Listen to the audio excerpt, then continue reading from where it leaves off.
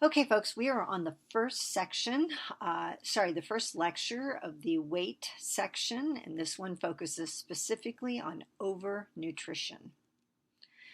So let's start by looking at the weight of our nation. First of all, just to understand a few statistics, as of the 2017-2018 year, so we're talking about almost 3 years ago, 42.4% of the adult population in the United States experienced obesity, or experiences to this day. 71.6% of our adult population is overweight or is experiencing obesity. So overweight and or obesity. This number is as of 2015-2016. Now, the incidence of obesity in the United States has gone up from 2015-16 to 2017-2018. So as they're still, I know this is kind of crazy, but as they're still crunching the numbers from a few years ago, we have yet to see what the final results are for the national statistics. Now, when we talk about kids ages 2 to 19 years of age, 18.5% of children in the United States as of 2015-16 experience obesity. These numbers are staggering when you take into perspective the development of obesity in the United States. Going back to 1998, the vast majority of people in the United States who experienced obesity was 15 to 19%. A few states had 20 to 24% of the population for adults, mind you, but at the most 20 to 24% for a few select states. In 2011, the weight trend increased, and we started to see states that had greater than 30% of the adult population experiencing obesity. Notice the trends in the United States where people were experiencing greater weight gain. In the South, in the Midwest, some in the lower Southeast, a little bit in the upper Northeast, Alaska, and the Northwest. Now, when we fast forward to 2018 and we look at the statistics, if you'll notice, the smallest, lowest incidence of adults with obesity is somewhere between 20 and less than 25%. And folks, that is only in one state in the United States, which is Colorado. Of course, there's the District of Columbia, but mind you, that's not a state. So only one state in the United States had 20 to less than 25%, which is the largest in 1998, the largest incidence, the highest incidence. So numbers have completely turned around and gone crazy. Again, as weight advanced in the United States, you'll notice the far west, the Northwest, Alaska, they stabilized. But in the upper Northeast and Maine and in the Midwest, the South, weight trends continued to increase. You know, and I misspoke. I should not disregard Hawaii. Hawaii is also in there in the 20 to less than 25%. All right, these statistics, folks, were gathered in two possible ways. One is courtesy of NHANES, where they have trailers that work their way across the United States gathering data by interviewing people. Absolutely brilliant. And the other one is BARFIS. BARFIS is where they they literally get slugs of phone numbers and randomly call all of these numbers asking people to self-report their weight and a variety of different items of information. For example, frequency of exercise, duration of sleep, dietary intake. They're going to ask them a variety of information to just get some access to what our population looks like. They review all of this data and they come up with these evaluations of our whole country in terms of what the weight distribution is. If you want to look more into this, I provided the link in the lower left-hand corner, the CDC overweight and obesity data. There is also a link, bottom center of the page, state of childhood obesity data that I recommend. And thirdly, the documentary by HBO, The Weight of the Nation, that is both on HBO and also on the Google Films. The local libraries will have this documentary series. It's absolutely fantastic as it explores the development of obesity in the United States and the challenges that go hand in hand with this, many of which we're going to be talking about today. The last statistic I wanted to share with you is that back in 2008, now granted that's 12 years ago, the incidence of obesity cost our nation healthcare dollars $147 billion.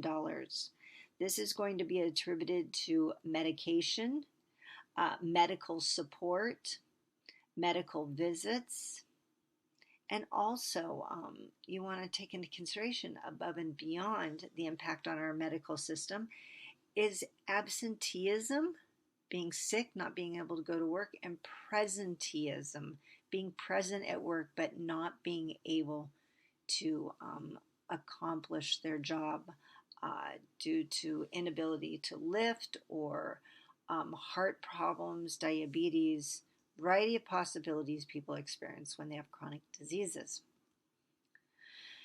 All right, now the rates of obesity does split up because there are a lot of influencing factors as to why people experience obesity.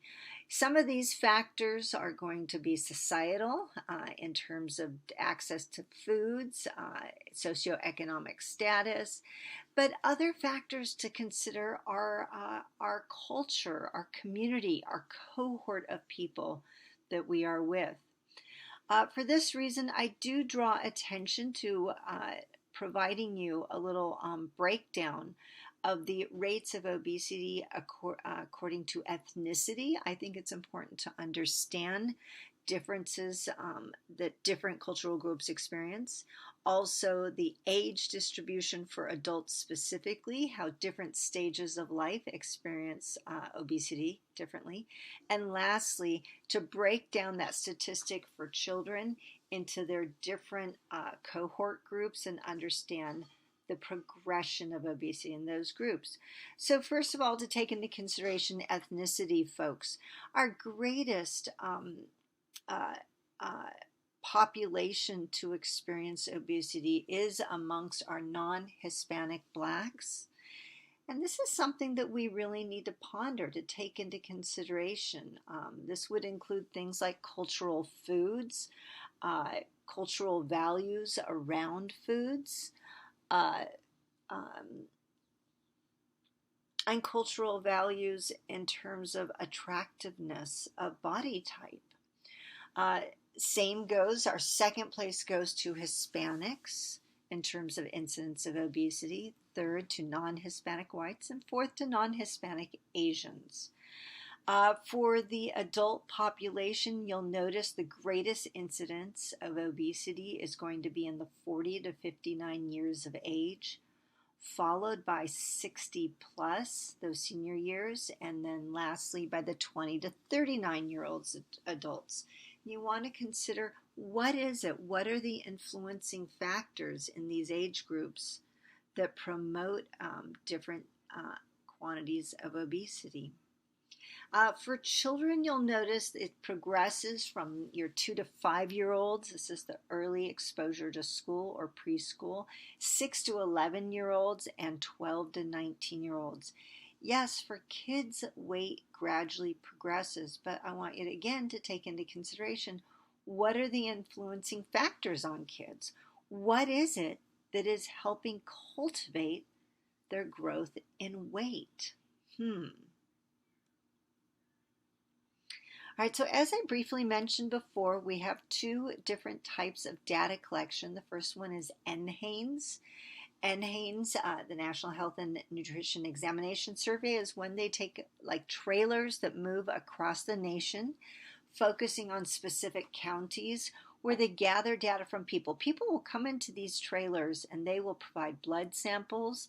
They will visit with doctors, with dentists, with eye doctors. They will provide a food diary, and they gather all this information to help get a better perspective on what Americans are experiencing. Same goes for BARFIS, the Behavioral Risk Factors Surveillance System, where they call people and interview them over the phone. Now, why is it so important to collect this data? Well, because we need to understand what's going on in the United States. Part of this is because it helps direct the government in their message to the healthcare community. So, for example, this data is highly important in helping Kaiser understand where they need to put their resources towards disease prevention. And in this case, as obesity has many, and overweight has many comorbidities, meaning diseases that accompany the excess body weight. This sets the stage for chronic diseases, diseases that build up over time. So it's important for the government and the healthcare community to have a very powerful understanding of what Americans are experiencing, enabling us to create a plan of attack of how to manage and hopefully initiate the prevention of the excess weight and diseases that accompany it. Now, in evaluating the body, first of all, we have to know how to screen people, how to understand, how to communicate general understandings of their bodies. So first of all is, as I said, the BMI, Body Mass Index. Folks, the BMI is categorized, first of all, into 18.5 or less. It's considered underweight. 18.5 to 24.9 is normal. 25 to 29.9 is overweight, and 30 and higher is 3 different classes of obesity that people can experience. When people are underweight, they have the ability to experience undernutrition, hidden hunger, and can be impaired in their body's functionality, which will show up over time.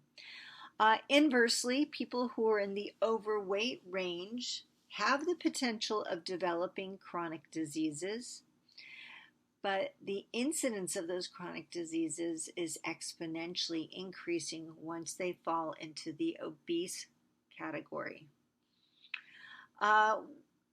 So what is the function of BMI? Well, other than obviously to identify people, BMI is really its most powerful use is as a tool for screening people to help identify the possibility of chronic diseases and to kind of alert the medical community of, hey, this person falls into this category. We should pay extra special attention to their blood pressure, their blood sugar, and their blood lipids.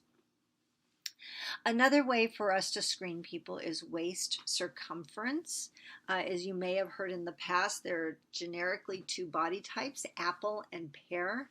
Well, the concern is really about the waist, that what we find is that there is a greater incidence of heart-related incidences, for example, like heart attacks, when people have a larger waist size. So this would be 35 inches for women and 40 inches or greater for men. Again, the waist circumference is another screening tool to help identify if a person needs to be screened, monitored, managed for potential chronic diseases. Now, this is an example of a body BMI table, body mass index table, and it's real simple to use, folks. You just go along one category according to a person's inches. Now, keep in mind 5 feet is 6 inches, right? 60 inches. 5 feet is 60 inches. And then we go across on the height, and inside the table we look for the person's weight. And when we identify the height and the weight, that determines for us if the person falls into that screening tool of normal, overweight, obese, or extreme obesity category. Now, there are variables. The BMI is not perfect. As I said, it's a screening tool. It should only be used as a screening tool, not as an end-all. All right? Why? Because there are variables. Some people just don't fall into their categories. NWO, normal weight obesity, is a great example. This is a person who is of normal weight. They don't appear to carry any fat. And so people assume, your weight's fine. No worries. I'm not worried about you. I'm not going to bother to check your blood sugar or your blood pressure or your blood lipids because your weight's normal. Folks, that's a huge mistake. Because people are NWO, that means they're very thin, but rather than having muscle mass, they have fat under their skin. And the fat has the ability to promote insulin resistance. Partially because they don't have the extra cells in the muscles to burn more calories, which without exercise, you create a more stagnant body internally. Another group, cohort, that can really be a variable is going to be your athletes. Oh my goodness. Athletes, if you think about it, they have a lot of muscle mass. Folks, muscle mass is wet mass. It is heavy, which means that they are going to come up heavier on the scale, which is just going to throw the whole BMI table off. So we want to take into consideration that the BMI is not necessarily appropriate for athletes, at least not when they have all that darn muscle mass. All right, other things to consider: hydration status. A person who front loads a lot of water and then has their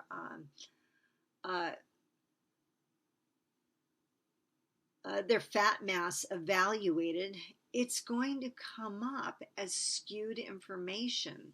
Water is heavy, which is going to indicate that if they're water loaded, they'll be a higher weight. If they're dehydrated, they would be a lower weight. We all know this from making weight for athletic teams. Other variables to consider are sex. Men are constructed differently than women. Men have by nature more muscle mass. Women by nature have more fat mass. So unfortunately, the BMI doesn't tease itself out as to women versus men. But we have to be cognizant of that when we're evaluating someone's BMI. If you were curious on the equation, I provided one for the metric system and one for our system. But folks, there are also BMI calculators online. They're going to be either the Harris-Benedict or the Mifflin-St. Jean. Mifflin-St. Jean is considered kind of becoming the more standard equation because it works really well with people of higher body mass. All right. When we talk, I'm just going to briefly mention about body fat assessment, folks. Honestly, the only really good body fat assessment is going to be the 3 dots on the left. The DEXA scan, which is used for your bone density. That's the image on the bottom right-hand side, the woman on the table. Folks, the DEXA scan is hands down the best. It's the gold standard, but it's also expensive. If you're not having a bone density test done, then typically people will not test using DEXA because it's a very expensive machine. Sometimes I do see advertisements on Groupon where you can pay like $100 to go have a DEXA scan done, evaluate your bone and your fat mass. Well, I don't know. I mean, I guess maybe that's kind of cool. But I just want you to take into consideration that that is the gold standard. Now, behind that, another good test is the BOD-POD. That's dual displacement air plethysmography. And that's where you get inside of an egg and you sit there and the displacement of air generates a calculation that you're able to determine exactly how much fat mass a person has versus muscle mass. Okay, a third test that used to be once upon a time the gold standard is the hydrostatic Wang. And this is where they basically You know, when you're in your swimsuit, uh, they will clip you into a chair and then submerge you. Yes, submerge you in a swimming pool, and you have to sit there until the water is displaced so that they can quickly evaluate how much has been displaced and then do a calculation. And what you end up with is pretty darn close to the bod pod in the DEXA scan. Now, there are other ways to assess body fat, but these folks are getting very dodgy. First of all, there is BIA, bioelectrical impedance analysis, and this could be at your local gym. You could have it in your house where you stand on the scale and it tells you, oh yeah, you are 6% fat or 28% fat. I mean, like, come on, really seriously standing on a scale and you're going to get that good of an equation when you compare it to something like the DEXA scan? No. Okay, BIA is not a reliable tool. Skin calipers, another inexpensive one. That's the image on the far left. Folks, unfortunately, is only as good as the person who conducts the test. I had someone in my dietetics program who was up at Harbor UCLA doing research, collecting data on fat mass of different patients. She did this all day long. We tested against her to see how accurate she was, and she was not perfect, but she was pretty darn close. So there's a lot to take into consideration, never to assume. Lastly, of course, we mentioned the waist circumference. Okay, so when you did your diet analysis project, it did spit out for you what your recommended calories are. Folks, that is considered your EER, your estimated energy requirement. Those calories were a reflection of the information that you gave the program to determine what your activity factor is versus your height, your weight, height, weight, age, and sex. Whoops, male, female, sex, right? Okay. The activity factor, if you recall, is either going to be a sedentary lifestyle, a person who's active 1 to 3 days, 4 to 5 days, 6 to 7 days, or twice a day. Because that will cover not only the BMR, but also the energy necessary to fuel your activities. Now, if you notice, I skipped over the BMR, RMR. Just to, we identified already that that's part of the EER calculation. But what exactly is the BMR? It's your basal metabolic rate. Basal metabolic rate, folks, is the amount of calories you burn when you're lying in a coma. RMR, resting metabolic rate, is the amount of calories you burn when you're resting. You're chilling on the sofa, taking it easy. Those two numbers are very close to each other, so in layman's terms, generic terms, they're interchangeable. But the bottom line is they don't tell us enough information. That is actually those numbers we would use in the hospital. EER is the number that you guys want to concern yourselves with, because that was the amount of calories your program recommended that you take in. All right, going back, I had mentioned previously the two types of calculators for identifying your caloric intake, or Harris-Benedict. It was originally the gold standard, but Mifflin St. John has taken over because it just tweaks things a little bit better for people who are of higher body mass. Now, why do people experience obesity? Well, there's two theories, one internal and the other external. Starting with internal, we want to take into consideration the possibility of something physiologic that's shifting in their bodies. And we refer to the first one as being the set point theory. This is the idea that your body has a specific weight that it likes, and it defaults to that weight. And no matter how much excess calories you eat or calories you cut out of your diet, your body will continue to hover right around that set point, because that is your body weight, what you naturally are inclined to be at. Another thing to take into consideration about the physiology of the human body is our intestinal microbiota. Your intestinal microbes, folks, may play a powerful role in weight management. Why? Because they've been doing a lot of research exploring intestinal bacteria, and they found that people who are of a lower body mass have one set of intestinal bacteria, and people who are, on the other hand, um, uh, uh, lacking in healthy bacteria, they will be more likely to gain weight. So this is part of why there's an emphasis on including in your diet things like kefir, the drinkable yogurt, and yogurt which is rich in probiotics, live active cultures. Okay, so those are physiologic changes to the human body. We also want to take into consideration thermogenesis. Thermogenesis is the creation of heat. And what they found in research is there are two different types of fat on the human body, one being white adipose tissue and the other one being brown adipose tissue. Now, white adipose tissue white adipose tissue is the storage of excess calories on the human body. Is it truly white? Well, kind of, sort of, but if you ever watch bariatric surgery, it kind of looks yellow, like chicken fat, just saying. Okay, brown adipose tissue, on the other hand, is very biologically active.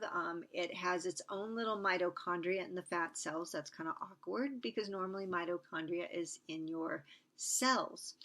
The brown adipose tissue will then generate heat for the body. So, for example, the little kid who goes outside in the dead of winter when it's freezing out without a jacket on, and it doesn't bother them. Why? Because many children often have higher levels of brown adipose tissue, which burns calories very actively. The rest of us, especially as adults, we start to lose, or it breaks down our brown adipose tissue, and what we end up with really is going to be a lot of weight gain, unfortunately, associated with that white adipose tissue. Now, other things to take into consideration are genetics. Of course, there are diseases, DNA disruptions like Prader-Willi syndrome for some people who compulsively eat and cannot stop.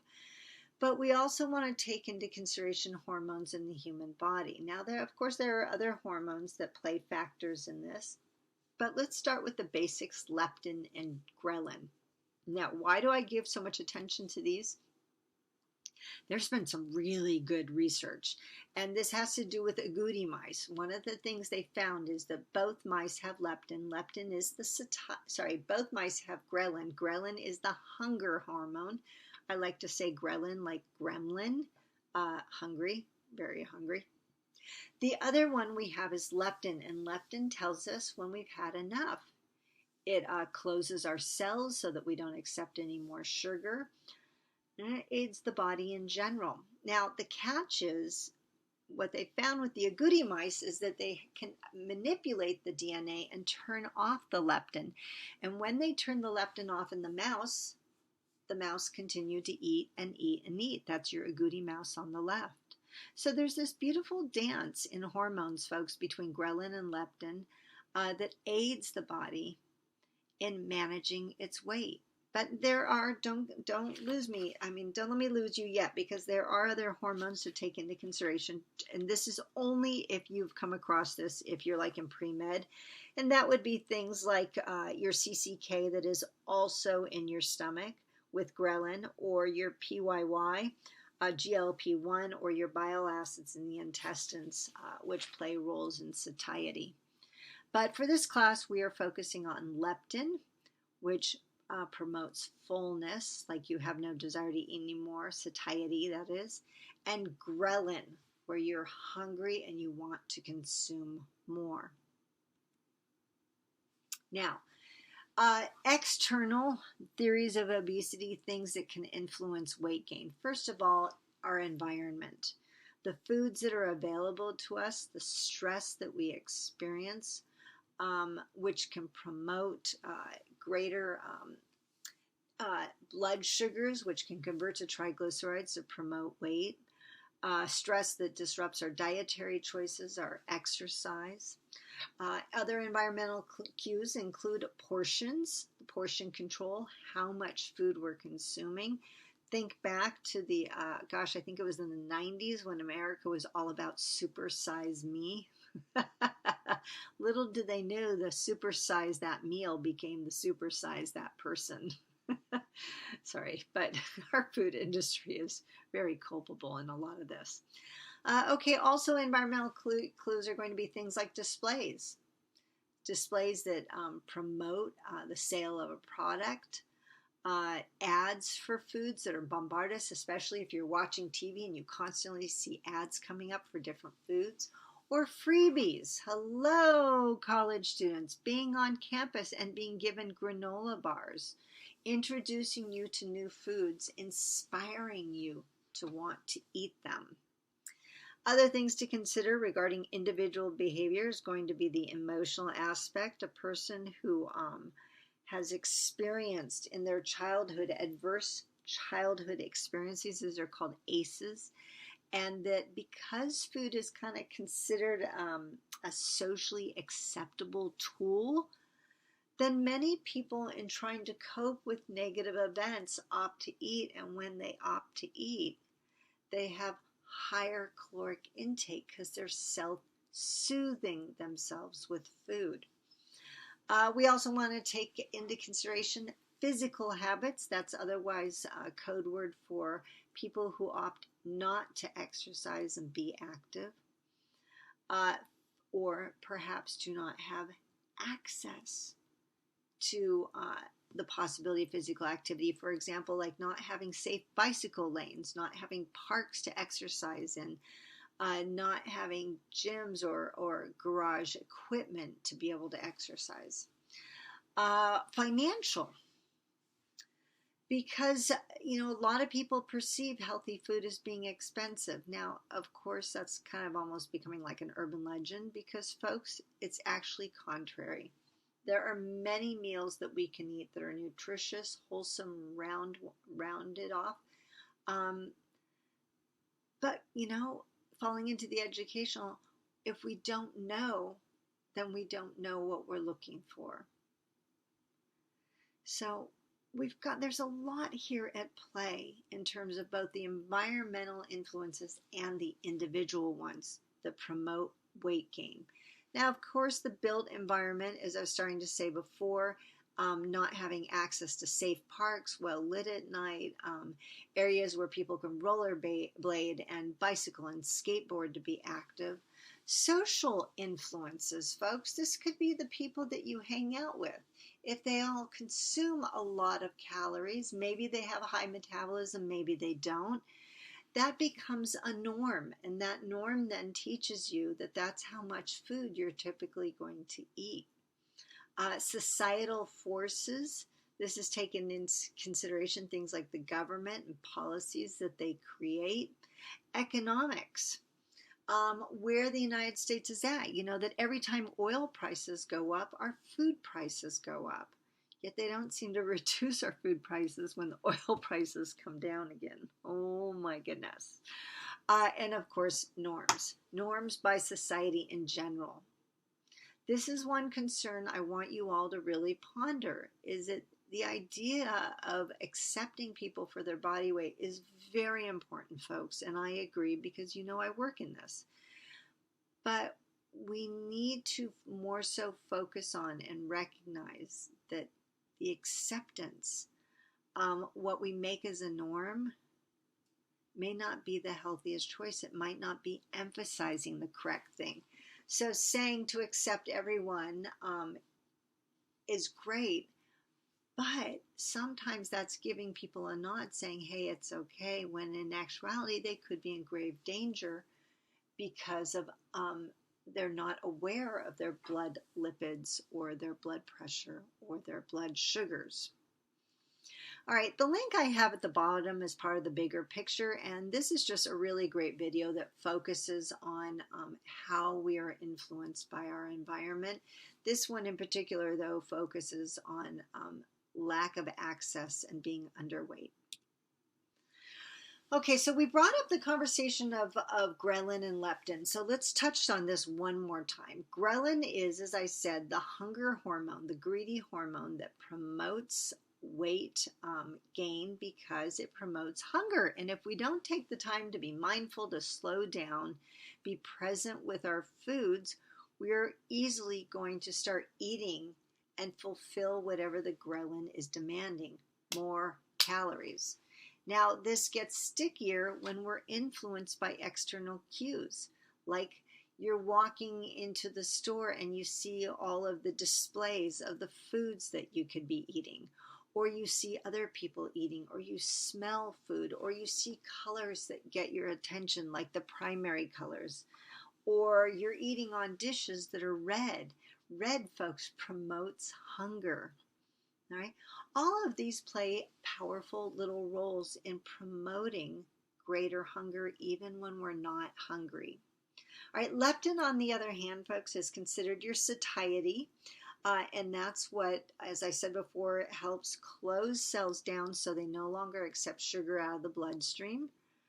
That as long as we listen to the message of our leptin saying now's the time to stop eating, then we're in great shape. But if we disregard those messages, then we increase the likelihood of overeating. And when we overeat, folks, that means excess calories, and excess calories disrupts the management of the body. All right, at the bottom of this page, I do have a link for NPR and how the food industry manipulates your taste with the salt, fat, and sugar. Both of those books I mentioned before, also in the sugar lecture, are really great at talking about the manipulation of human beings due to the food industry. All right, this is an exercise for you guys that I strongly encourage you to do, is to consider all the possible things, all the triggers in society that is going to promote weight gain. So for example, when you're at Disneyland and you see those charming little Mickey Mouse shaped pretzels, that, folks, is promoting weight gain, because you see them and it's like, oh, they're so cute. A pretzel, I've been walking all day, wouldn't that be really good? Well, rather than directing us towards balanced nutrition, we opt for this high carbohydrate snack. All right, this is just another graph focusing on the experience that we have with food and influence on appetite and satiety. So the bottom line is, when we talk about obesity, we focused on how obesity could develop. We talked about the statistics, the presence of obesity in the United States. But let's take a moment and consider the 8 health risks. These are the primary things to consider when a person is experiencing obesity. Number 1 is diabetes, because excess fat on the body promotes insulin resistance, which is diabetes. Number 2, heart disease. Heart disease is really powerful because all chronic diseases have the ability to lead to heart disease. Hypertension. Hypertension is your blood pressure, persistently high blood pressure. Gallbladder stones, oh my gosh, these are like little marbles that develop when a person has excess consumption of fat and minerals. Number 5, non-alcoholic fatty liver disease, NAFLD. This is where a person, due to poor nutrition, not alcohol related, but excess calories that convert to fat, over time starts to impair their liver. And when it impairs their liver, it impairs the body's ability to process nutrients. Well, they're already deficient nutrients. So this now becomes like a double whammy. Cancers can absolutely interfere with a person's health, well-being, and their expression. Stroke, again, another one on the causes of mortality in the United States, one of the top 5. And sleep apnea. Sleep apnea is a side effect of excessive body weight that builds up in the neck, and therefore, when a person lays down at night to sleep, it will disrupt their breathing patterns. Well, when we stop breathing, we got to wake up. So, what happens is when a person frequently wakes up, it actually will cause uh, their metabolism to slow down, again, promoting weight gain. Now, there are other experiences people have with obesity: inflammation, really powerful arthritis in the joints, carrying excess body weight, abdominal hernias. Those are oftentimes hard to repair. Pregnancy complications, inability of women to be able to become pregnant due to PCOS, polycystic ovarian syndrome. Also, because excess body fat interferes with the hormonal balance in the body, therefore defeating the development of a new life. All right, surgical complications. We have this problem in bariatric surgery. People have to lose 10% of their body weight before we can consider them for surgery, because the outcome from the anesthesia can be incredibly dangerous. It's harder to titrate with a heavier body mass. All right, gallbladder disease, because overly high consumption of fats, oh my gosh, I think that's called the ketogenic diet, overworks the gallbladder, and the gallbladder can become diseased.